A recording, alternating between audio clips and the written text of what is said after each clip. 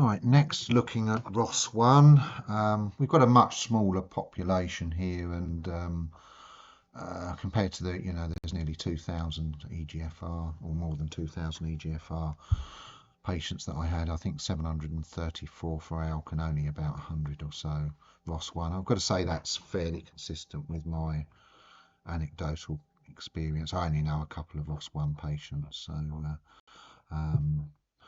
now there's two drugs that I've got here approved by NICE. Crizotinib, which has been around since, approved by them first line since July 2018, and then entrectinib, a more recent approval.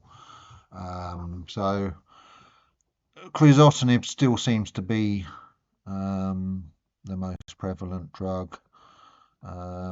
It looks like you get something like a median 2-year, roughly just under 2 years progression-free survival on median progression-free survival on crizotinib, and possibly a bit less on entrectinib.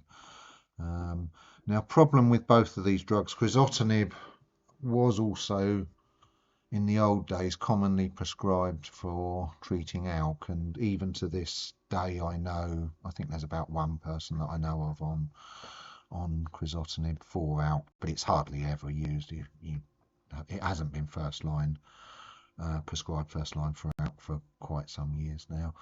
Entrectinib, it looks like there's a similar issue in that it's also used for NTRK fusion positive. So unfortunately, I don't know. I have no mechanism for screening out the ALK patients on crizotinib or the NTRK patients on entrectinib. So it is what it is, I'm afraid. Looking at the patterns, we've got we've got the same. When we look at the broad southeast compared to the north, we have exactly the same pattern as we see with where there's greater prevalence in the broad southeast that we have for EGFR and ALK. So we do have statistical significance in 2019, and surprisingly it's extremely high for 2020. Again, statistical significance for 2021, and still doing it for 2022 and 2023. So if my calculations of statistical significance are correct, we seem to have it there, even though it's a fairly small population for ROS1. Looking at this ALK, we did have higher prevalence in the southwest compared to the northeast. We do have it again here. It's not, the population isn't anywhere near big enough to get statistical significance. Now, whether that's because there's quite a few ALK patients in this earlier data, I don't know. We have it quite there. It's almost reaching statistical significance there, then drifting away a bit there in 2021, and almost equal there in 2022. So maybe that's the effect of the ALK patients disappearing from this, and then surprisingly it drifts a bit further away in 2023. So yeah, so looking at crizotinib on its own,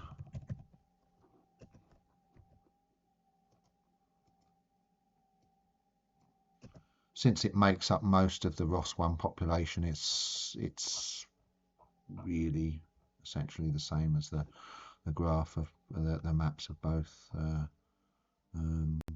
drugs. Same patterns there. I'll look at entrectinib on its own. It's not really big enough. The data's not really big enough to do that, but I'll just look at it anyway. So I screen out crizotinib, and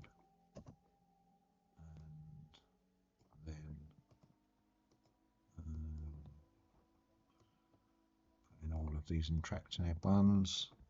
So 3 capsules per person per day. So yeah, entrectinib's, well, first of all, entrectinib in the pre-approval days where there's only, I think you can't really even look at those first 2 maps because the population is minuscule. And then when we're up to almost a couple of dozen, you are seeing greater prevalence in the southeast compared to the north. So yeah, seem to be showing it to some extent there. There's not really enough to do the same with comparing the northwest with the northeast. But there's one thing also I wanted to say. If I just get the picture back there. Looking at the detailed picture, we do seem to have this. I said before with EGFR, certainly I think possibly with ALK, we often see this higher prevalence in Cambridgeshire, I think because that has a university hospital which I suspect treats a lot of people in the surrounding area, so that's why that tends to spike. There seems to be an eruption here in Lincolnshire again, which is in 2021, which again is followed in 2022, but then seems to disappear by 2023.